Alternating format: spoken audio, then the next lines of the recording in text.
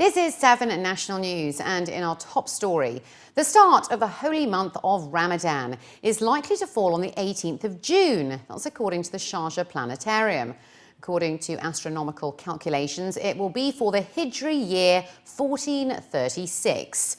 Ibrahim Al-Jarwan, the general supervisor at the planetarium, predicted that Eid al-Fitr would be on Friday, July the 17th, the first of Shawwal. He was quoted in news agency WAM as saying that the daylight hours at the beginning of the month of Ramadan will be 13 hours and 45 minutes, while the fasting period will be as long as 15 hours and 15 minutes. Towards the end of the holy month, daylight will be 13 hours and 35 minutes, and the fasting period will be 15 hours and 5 minutes. He added that the maximum and minimum temperatures during the months of June and July will range between 41 degrees Celsius in the day and 26 degrees C at night, and the average humidity will be between 82 and 34%.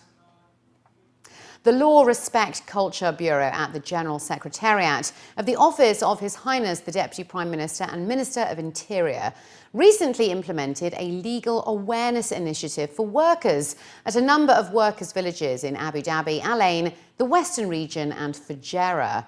Captain Ramdan Al-Hafiti, the Chief of the Community Education Section at the Law, Respect, Culture Bureau, revealed that the initiative focused on legal procedures and engaging workers in a number of awareness and education programs. He stated that such an endeavour will boost workers' knowledge of the provisions of the laws and regulations that are in force in the country, in a way that will positively reflect on their behaviour and support the efforts exerted to enhance security. The Sharjah Education Zone has granted permission to 48 private schools to hike fees for the academic year 2015-2016. The fees will rise between 3 and 10%, based on the standards of the quality of education provided. A top official at the Private Education Department in Sharjah said that they formed a committee to review the requests by schools, which ruled that 48 schools deserve to increase their fees for this academic year by not more than 10%. Only 2 schools were denied the right to hike the fees, as they were already high compared to the general average, and they failed to provide any logical reasons to implement a rise. The schools which received the approval will now notify the parents of the students, which include those that follow Indian, Pakistani, American and British curriculums. The number of schools that requested fee hikes this year decreased to 50 as compared to 60 last year. The committee will continue visiting these schools to ensure that they are abiding by the standards and rules. Men entering women-only carriages is the most common violation on the Dubai Metro, with around 100 fines given out per day. The Roads and Transport Authority warned in March this year that men will face a 100 dirham fine if they intrude into the women and children's space on the trains.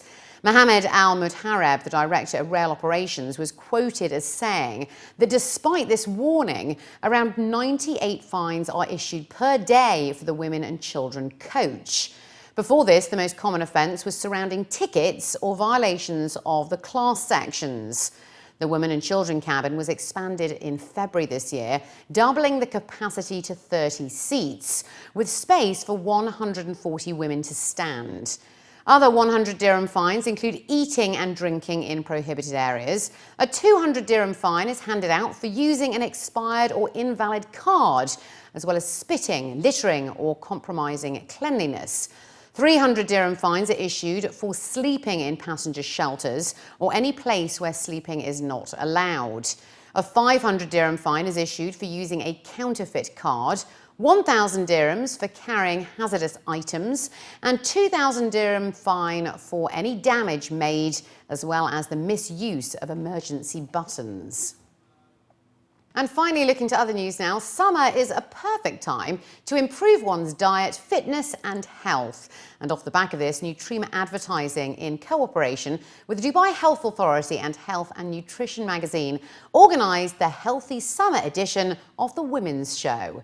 Sponsored by the American Hospital Dubai, the show is aimed at spreading awareness among women in the UAE to achieve a better quality of life and to stay up to date with the latest advancements in healthcare practices and innovations.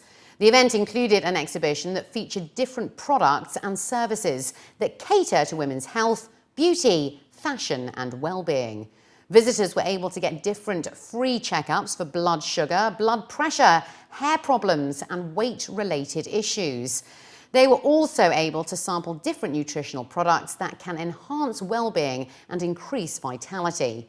The show also included several lectures that spread awareness about various topics, such as CPR, healthy eyes, women and mental health, as well as other related issues.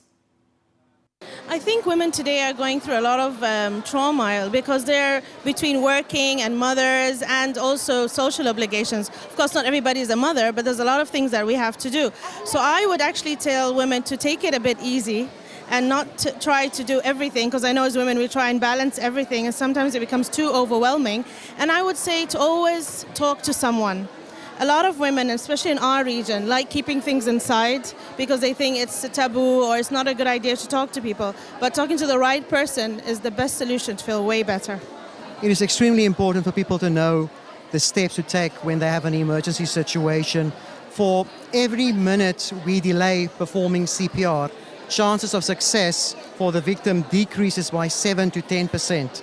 So imagine if we delay performing CPR for 5 minutes, that is a reduction in the survival rate of about 50%, and that is significant.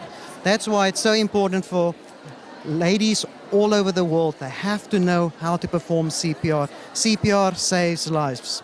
For women living in the MENA region, one of the main thing is make sure you wear sunglasses, because the sun damage is cumulative through life. So you need to start early in order to protect yourself later in life. The other thing that it's very important is hydration. So drink lots of water. Water is a big part of the eye, both for the surface, for the dry eye, and also inside. The vitreous is made by 98% but water. And of course, hygiene is paramount. So if you're wearing contact lenses, make sure that you always touch them with properly washed hands. Make sure that you take off your makeup properly and thoroughly, because all those things can add up and cause small problems, but in the long run that might become bigger problem.